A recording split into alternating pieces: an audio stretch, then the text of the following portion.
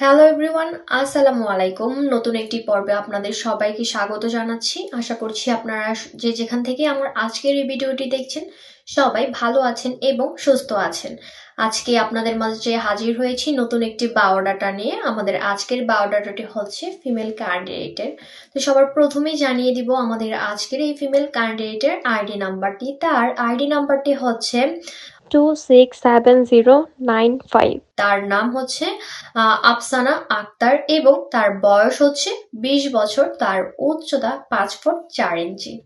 তিনি মুসলিম পরিবারের সন্তান এবং ধর্মীয় অনুশাসনগুলো তিনি মেনে চলেন।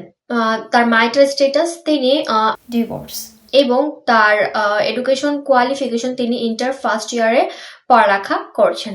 বর্তমান তিনি চাঁদপুর কুমিল্লাতে বসবাস করছেন এবং তার রক্তের গ্রুপ বি নেগেটিভ এবং তার গায়ের রং ফর্সা।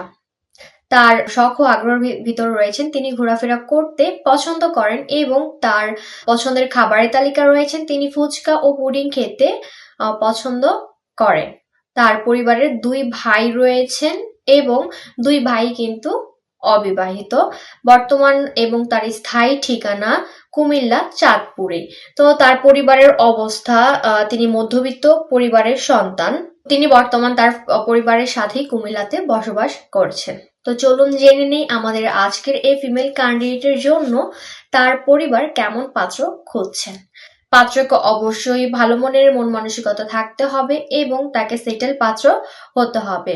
পাত্রের বয়স হতে হবে 20 থেকে 27 বছরের ভেতর এবং তার উচ্চতা হতে হবে 5 ফুট 7 ইঞ্চির ভেতর। তাকে অবশ্যই মুসলিম পরিবারের সন্তান হতে হবে এবং ধর্মীয় অনুশাসনগুলো তাকে মেনে চলতে হবে। তার ম্যারিটাল স্ট্যাটাস হতে হবে ডিভোর্স, সেপারেট এবং আনম্যারিড। পাত্র আমাদের আজকের এই ফিমেল ক্যান্ডিডেটের জন্য প্রস্তাব করতে পারবেন এবং তার এডুকেশন কোয়ালিফিকেশন হতে হবে এসএসসি কমপ্লিট।